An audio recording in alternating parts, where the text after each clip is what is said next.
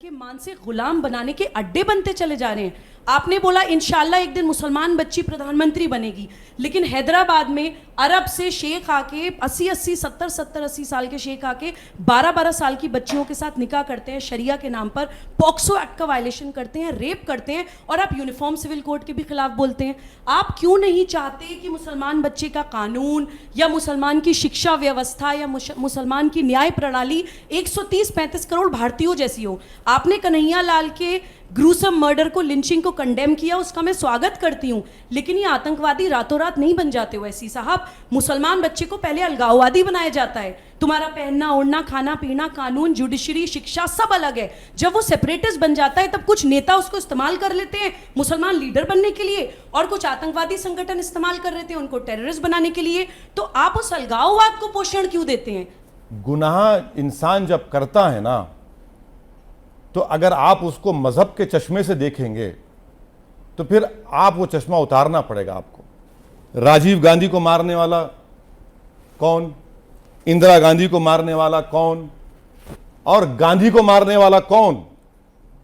कौन है वो कौन से मदरसे से पढ़ कर आए थे? नंबर 1। दूसरी बात, अगर मैं ये कह रहा हूं कि एक मुस्लिम बच्ची इस देश की प्रधानमंत्री बनेगी तो बुरी बात क्या हिजाब पहनने वाली? मैडम मुझे ये बताइए, जब लॉ कमीशन ने यह कह दिया कि भारत को यूनिफॉर्म सिविल कोड की जरूरत नहीं है, उन्होंने अपनी रिपोर्ट में कहा है, तो जब लैंग्वेज में यूनिफॉर्मिटी नहीं है, खाने में यूनिफॉर्मिटी नहीं है, रिलीजन में यूनिफॉर्मिटी नहीं है, तो आप यूसीसी की बात कर रहे हैं। यूसीसी की अगर आप बात कर रहे हैं मैडम, तो हिंदू अनडिवाइडेड फैमिली के टैक्स रिबेट आपको मिलते, मुझे क्यों नहीं मिलेंगे? क्या वो राइट टू इक्वालिटी का खिलाफ नहीं है? यूनिफॉर्म सिविल कोड की आप बात कर रहे हैं, भाई कौन सा दयाभागा स्कूल ऑफ थॉट होगा या मिताक्षरा स्कूल ऑफ थॉट होगा? कौन सा स्कूल ऑफ थॉट होगा बताइए? गोवा में आप मिसाल देते हैं यूनिफॉर्म सिविल कोड की, गोवा में आप जाकर पढ़ लीजिए, अगर कोई हिंदू शादी करता है और उसकी वाइफ 25 साल या 30 साल के दरमियान में होती है, उनको बेटा नहीं होता है, तो दूसरी शादी कर सकते हैं। आप कौन से यूनिफॉर्म सिविल कोड की बात कर रहे हैं?